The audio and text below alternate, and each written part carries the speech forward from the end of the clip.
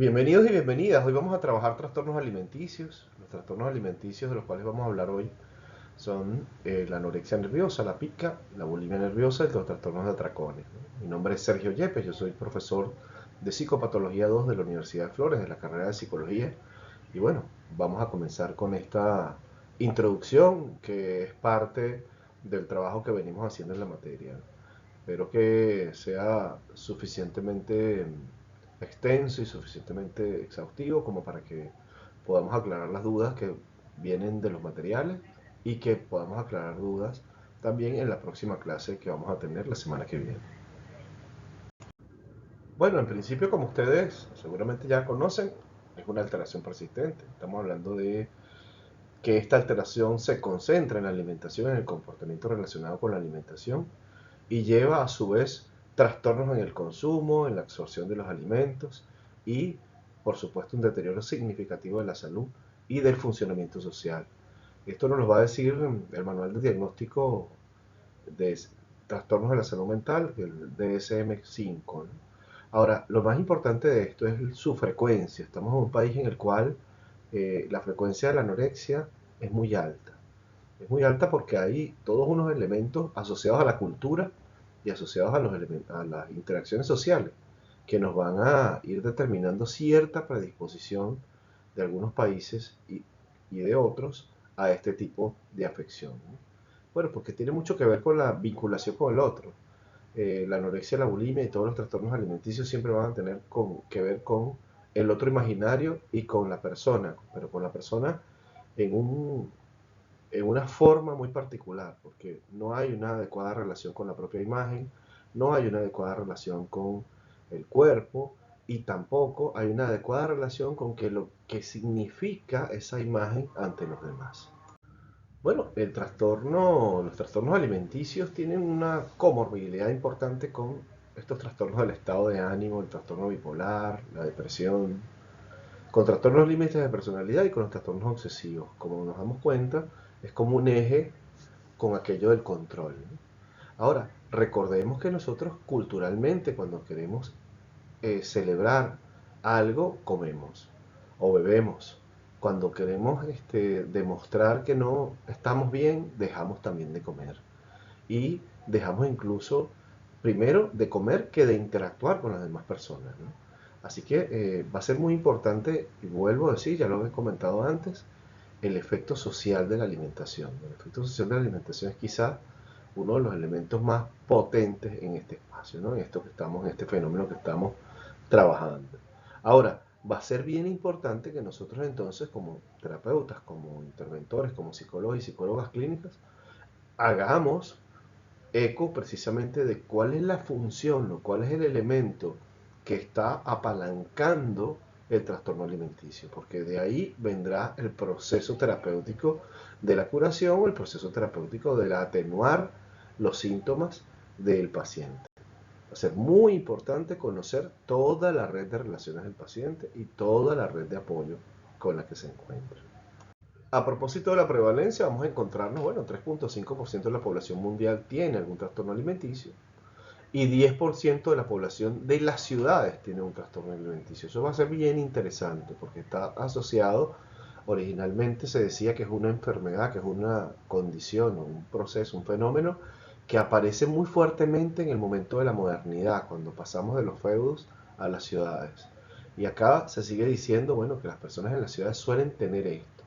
Quizá por la sinergia propia del movimiento de las personas en la ciudad, por la cercanía de los otros y de las otras, por el advenir de la moda, por el advenir del cómo debo vestir o de cómo debo ser, ¿no?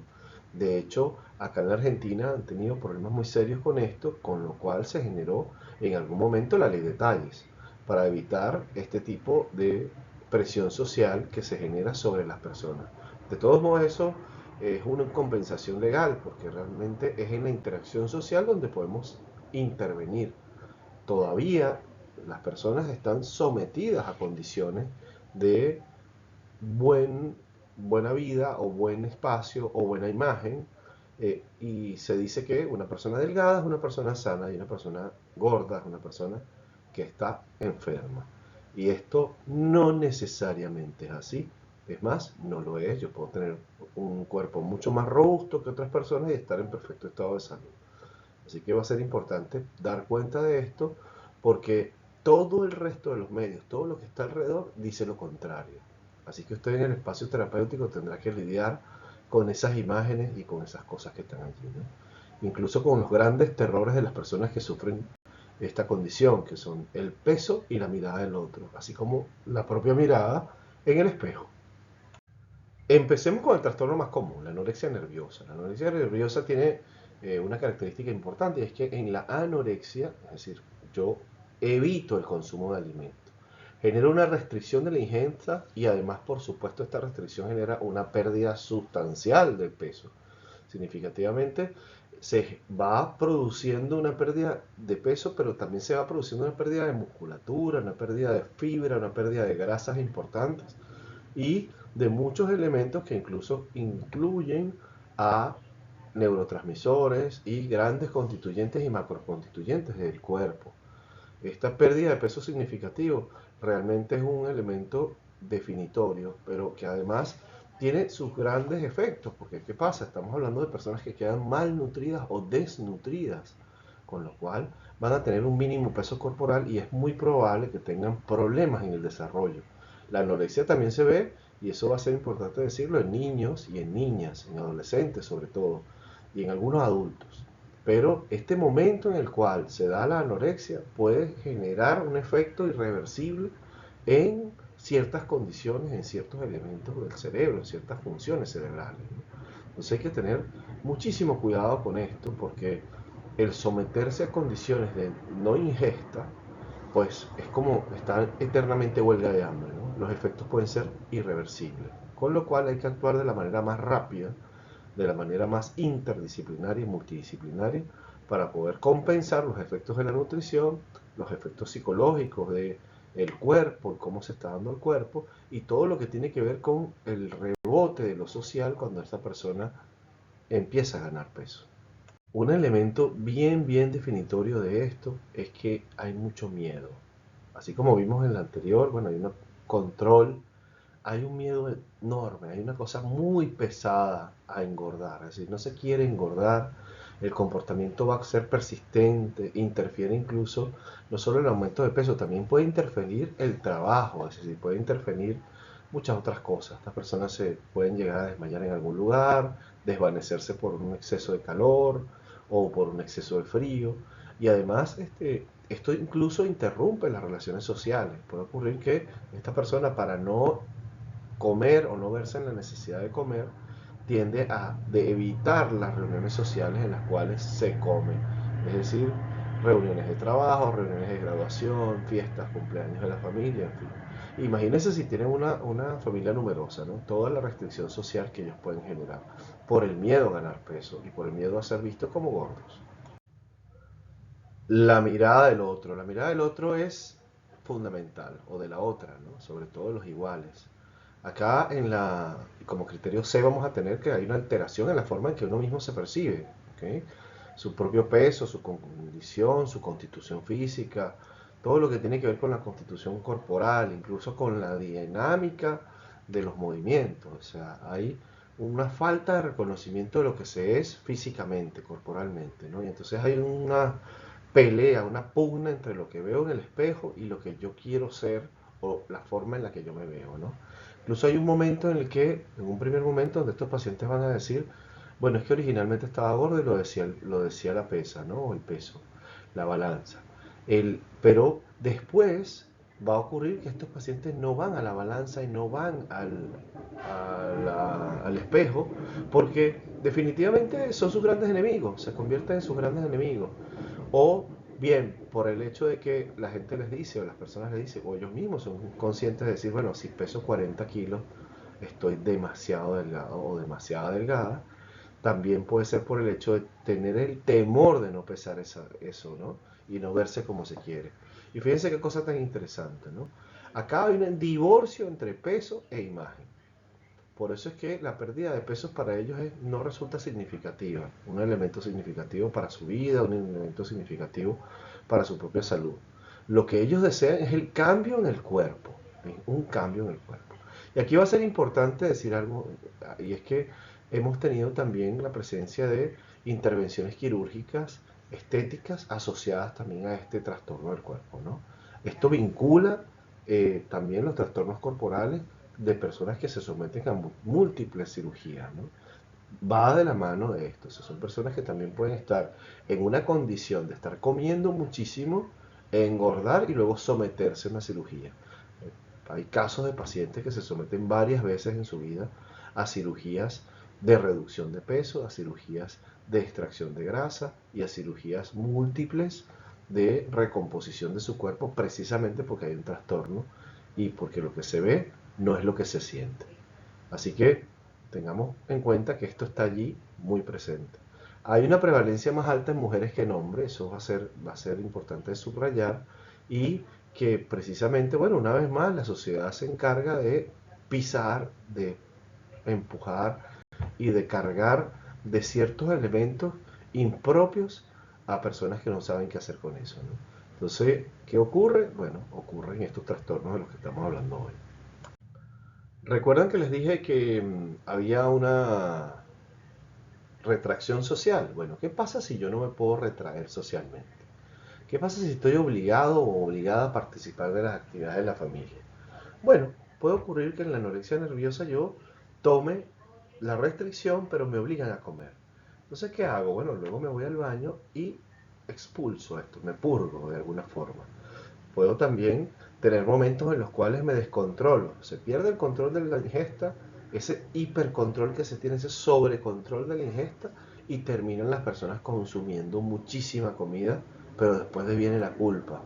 Y esta culpa lo que hace es que ellos se provoquen la purga, que puede ser química, es decir, pueden tener medicamentos, puede ser a través de hierbas, puede ser mecánica con la mano, o puede ser incluso haciéndose enemas o haciéndose excesos de tomas de agua para provocarse la émesis, el vómito, ¿no? Así que aquí está, es cómo controlar el alimento, ¿no? Y siempre se van a ver así. Esto que tienen acá es una imagen precisamente de una mujer que en anorexia es un dibujo hecho por inteligencia artificial, pero que describe muy bien lo que ocurre con esos cuerpos, ¿no? Las personas suelen verse y continúan viéndose muy, muy gordas. Es algo importante, vuelvo con lo de las cirugías plásticas, y es que cuando pierden los senos, porque ya no hay grasa, porque el tejido mamario es muy pobre, ellos tienden a colocarse prótesis mamarias, ¿no? Y las prótesis mamarias, como compensación de esto, también van ocultando esta anorexia, ¿no? Entonces hay una cosa de cómo hacer que se vea lo más lindo y lo más apropiado posible, aunque lo que tenga detrás y debajo sea un hueso. Así que bueno, va a ser muy muy importante que como profesionales podamos tocar y dar cuenta de este proceso, de cómo el cuerpo definitivamente no es leído por la persona, es alguna cosa ajena a ellos mismos. Bueno, y vamos ahora a hablar de otras cosas. ¿Qué pasa si en vez de comer comida como sustancias no nutritivas, ¿no? Me da por comer jabón, me da por comer pelos, cuerdas, lana, toda cosa que esté por allí. Esto pasa mucho con los niños, ¿no? Muy pequeños, porque pareciera ser que hay una deficiencia de determinado elemento nutricional, ¿no? Pero en la pica, esta deficiencia no se recibe, no se ve, no se puede evaluar, no se consigue. Entonces pareciera ser un- una parte del trastorno que obliga al consumo de otras cosas que no son alimenticias, ¿no? Y bueno, puede haber miles, ahí pueden ser desde pinturas, chicles, metales, guijarro, barro, almidón, hielo, cualquier cosa. Sobre todo el hielo es muy, muy común, en adultos sobre todo. Y es en adultos donde lo que vamos a ver es una asociación directa con algún tipo de discapacidad o de trastorno. Puede haber algún tipo de lesión. Esos pacientes, después de accidentes cerebrovasculares, generan pica, ¿no? También trastornos de la personalidad, algunos tipos de trastornos que son bien, bien particulares pueden generar esto. Y en niños es importante dar cuenta que puede ser un signo de retraso en el desarrollo, ¿no? Las mujeres embarazadas por la falta de nutrientes también pueden consumir algún tipo de sustancia no nutritiva. De hecho, en algunos casos, la mitología y los cuentos populares van a hablar de los antojos de las mujeres embarazadas, que suelen ser cosas muy raras. combinaciones de sabores y de texturas muy extrañas que no se consumirían en momentos normales, ¿no? En momentos en los cuales el cuerpo no está pidiendo un nutriente tan específico, ¿no? Así que, bueno, lo vamos a encontrar allí. No es extrañarse, no es extrañar que veamos pacientes embarazadas que consuman tierra o consuman pedacitos de papel, ¿no? Lo que tenemos que ver con eso es cuál es, y eso volvemos a esto, es una intervención interdisciplinaria con el nutricionista, a ver qué es lo que está ocurriendo, qué es lo que falta, qué es lo que está pidiendo ese nene o esa nena que están ahí y que están gestándose, ¿no? Así que hay que dar cuenta precisamente de que estas cosas que están allí. Recordemos que lo psicológico no se separa de lo fisiológico. Si no tenemos, fíjense, si no tenemos esto del embarazo, unos signos de desnutrición, y no existen elementos que digan, bueno, usted tiene una falta en un determinado nutriente, pues podremos encontrar que hay comorbilidades con trastornos del espectro autista, problemas y trastornos del desarrollo intelectual. En la esquizofrenia se ve también el consumo de otras sustancias por vía de la alucinación, convirtiendo algo que es materialmente no se puede consumir en algo que puede ser consumible, como cuando los niños juegan a la comida y las niñas juegan a la comida y asumen que el pedacito de barro que está allí es alimento, pero no lo comen. Bueno, puede ocurrir que un paciente esquizofrénico sí se lo coma, ¿no? Y luego, bueno, están los trastornos obsesivos compulsivos, los trastornos como la tricotilomanía, que es precisamente comerse el cabello, ¿okay? Eso pasa muchísimo. Usted va a ir en el tren y se va a encontrar con gente que se está sacando los pelos y se lo está comiendo, ¿no? Y esto es un trastorno muy específico de la piel, ¿no? Y es muy, muy común. Y luego hay trastornos de escoriación, es decir, ahí esto es muy interesante. Hay una pica muy común, bueno, se asume que es pica, pero ¿qué es? Que es el sujeto que se rasca o la sujeta que se rasca y se saca pequeñas eh, costras, pequeños pedazos de piel, pequeños pedazos de uñas, pequeños pedazos de algún vellito, alguna cosa que está ahí. Y entonces van haciendo eso continuamente y terminan generándose lesiones, pero siguen sacando de las lesiones eso que queda allí, ese tejido placario que está allí, que se supone que es para la cicatrización, ¿no? Entonces suele ocurrir esto con más frecuencia de lo que creemos y en personas muy, muy sanas, ¿no? Tiene que ver con comportamientos ansiosos, pero también tiene que ver con, es un elemento aprendido. Ahora, pueden rehacerse y pueden romperse nuevamente la piel y sangrar y después que se hace una costra volver a consumirla, ¿no? Y estar allí durante mucho tiempo haciendo eso, ¿no? Este, Están siempre roñosos dándose allí, en fin. Y esto es difícil porque, bueno, les puede afectar, depende de dónde esté la lesión, la imagen y, bueno, otras cosas. Así que va a ser bien, bien interesante ver esto. En pacientes con el espectro autista puede ocurrir una vez que se genera una lesión, pero también puede ocurrir cuando están jugando con otras cosas y exploran con la boca, porque bueno, la boca también es un espacio para la exploración, es un dispositivo para la exploración. Este trastorno, el trastorno de rumiación, es un trastorno un poco raro, pero ocurre, y es cuando la comida vuelve a la boca, es decir, lo traga y vuelve. La comida tragada previamente está parcialmente digerida, vuelve a la boca. Y aparentemente no es ni con náuseas ni con ningún tipo de arcada involuntaria ni desagrado. No hay desagrado al hacer esto, es una práctica. El sujeto saca el bolo alimenticio, lo vuelve a consumir y luego lo vuelve a tragar. La comida se puede masticar muchas veces y escupirse varias veces para poderse tragar. Hay quienes la escupen y la vuelven a tragar. Eso puede ocurrir en niños y niñas con ciertos trastornos. Los vemos niños que sacan la comida y la vuelven a colocar, ¿no? Y esto muy raro en adultos, es muy raro, pero puede ocurrir. Es otro tipo de trastornos de estos que ya estamos viendo. ¿En quién lo conseguimos? Bueno, lo conseguimos en niños, usualmente en niños. Y hay una deficiencia, al parecer, está asociada a deficiencias del desarrollo intelectual. Es una práctica que podemos conseguir en niños, niñas, adultos Down. Podemos conseguirlo también con otros tipos de afecciones mentales, ¿no?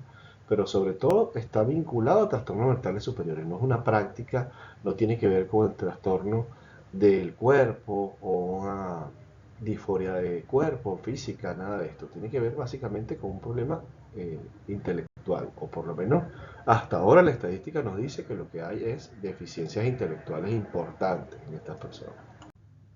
Bien, vamos a tener comorbilidad con bulimia, con anorexia y con otros trastornos del desarrollo intelectual, como ya vimos, ¿no? Puede estar asociado a esto. Incluso en la anorexia con atracones para luego hacer purgas puede generarse este juego para no consumir el alimento, simplemente para dejarlo allí hasta que un momento llega y lo escupen o lo extraen de su boca para no tragarlo y para no engordar, por supuesto. El trastorno de evitación es un trastorno muy común.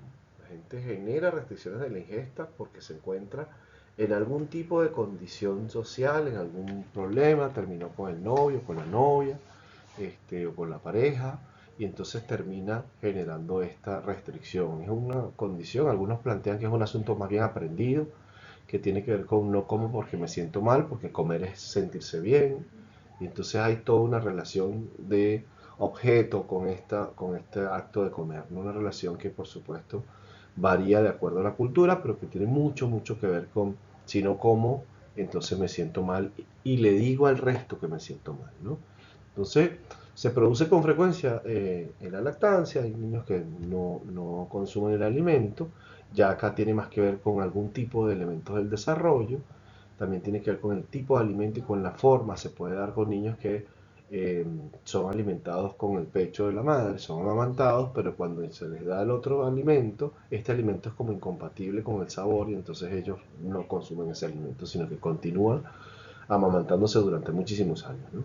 Hay casos de niños que se amamantan hasta los 4 años, ¿no? Aunque esto no tenga nutrientes realmente, pero van a preferir esto, incluso colocan como condición a veces esto, ¿no?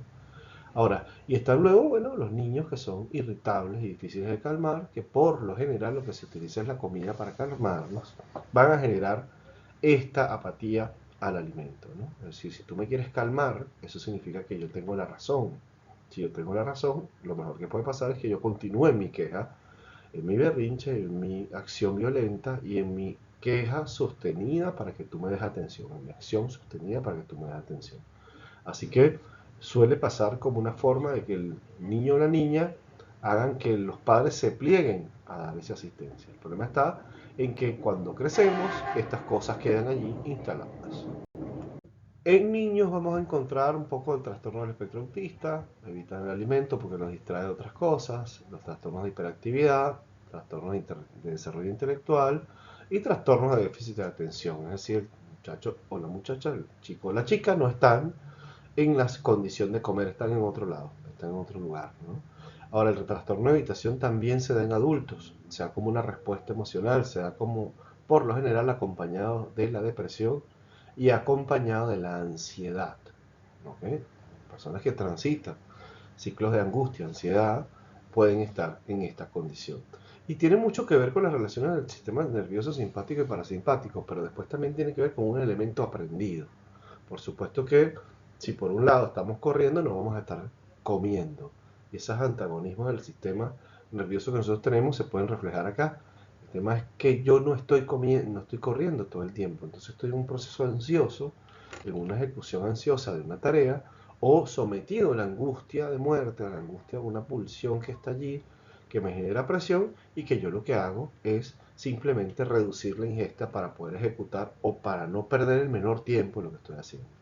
Cada vez más la habitación y la restricción de alimentos se va dando en las ciudades, en las grandes ciudades y en los grandes centros de trabajo. Las personas prefieren no comer a parar el trabajo en el que se encuentran y parar la producción. Se suele creer que lo opuesto a la anorexia es la bulimia. Pues no. La bulimia nerviosa consiste en episodios recurrentes de atracones de cantidades enormes de alimentos que son muy superiores a lo de la mayoría de las personas. Yo tuve un caso de una paciente que ella solicitaba el lado derecho del menú para comer. Se comía unos 10, 12 platos, ¿no? Ahora, existe también en esto una profunda falta de control, pero además una sensación de estar. El paciente puede decirte que sabe que hay falta de control, pero no puede controlarlo, ¿no? Y existe algo que viene después, que es la culpa. Entonces, con la culpa, lo que hay es que se generar un comportamiento compensatorio. Este comportamiento compensatorio, ¿qué hace? Bueno, me provoco el vómito, me provoco la expulsión de lo que está haciendo, o me provoco una purga, me voy purgando, ¿no? Ahora, esto tiene mucho que ver con precisamente con la pérdida excesiva de control, pero también con la búsqueda de control. Es decir, una vez que yo ya quedo absolutamente llena de comida, mi cuerpo cae, mi cuerpo está demasiado dedicado al metabolizar ese alimento y puede ocurrir que exista una compensación a través de algunos neurotransmisores de la falta, la disminución de la ansiedad, que luego vuelve con los comportamientos compensatorios. Y va a ser importante decir que en todos estos procesos de trastornos alimenticios hay una circularidad, si se dan cuenta, más allá, por ejemplo, de la pica, en la cual puede estar involucrada la falta de un nutriente, pero también una conducta aprendida. No, lo que hace el sujeto es que va avanzando sobre la ingesta de ese material no productivo, ese material no nutritivo, perdón, este, pero no hay esa circularidad recurrente. En el caso de la anorexia y de la bulimia, hay una relación de culpa, hay una relación de estética, hay una relación de imagen, hay una relación de aceptación con el otro, ¿no?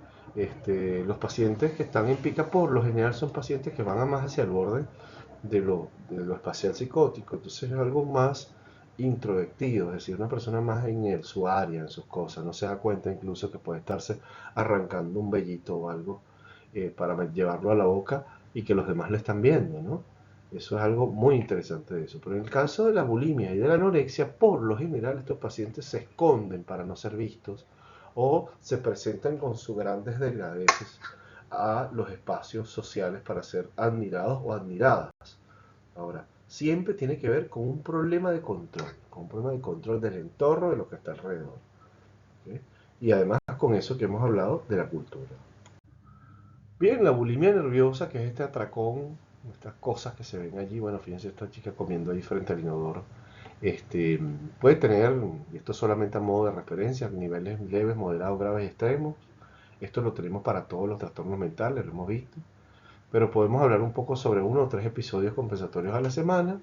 Por lo menos una vez ya estamos hablando de bulimia.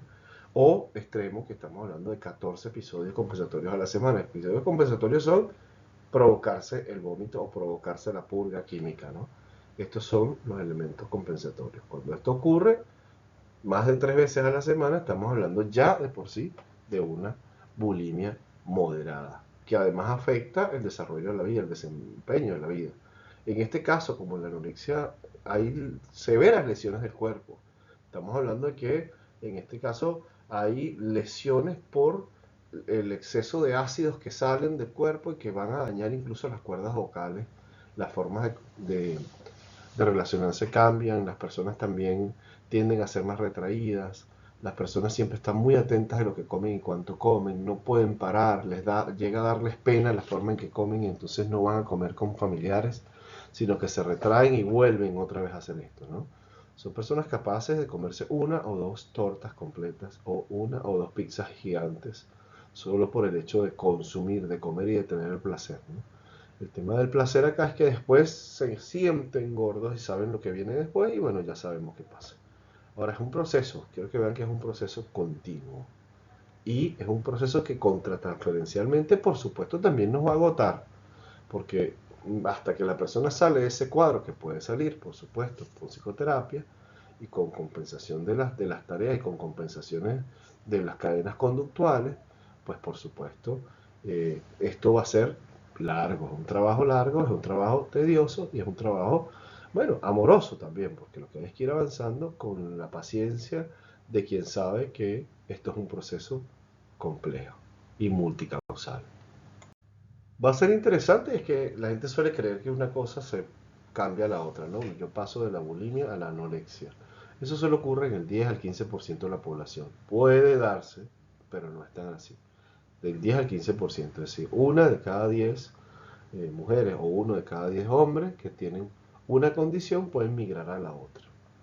Por lo general es de la bulimia nerviosa a la anorexia nerviosa, no al revés.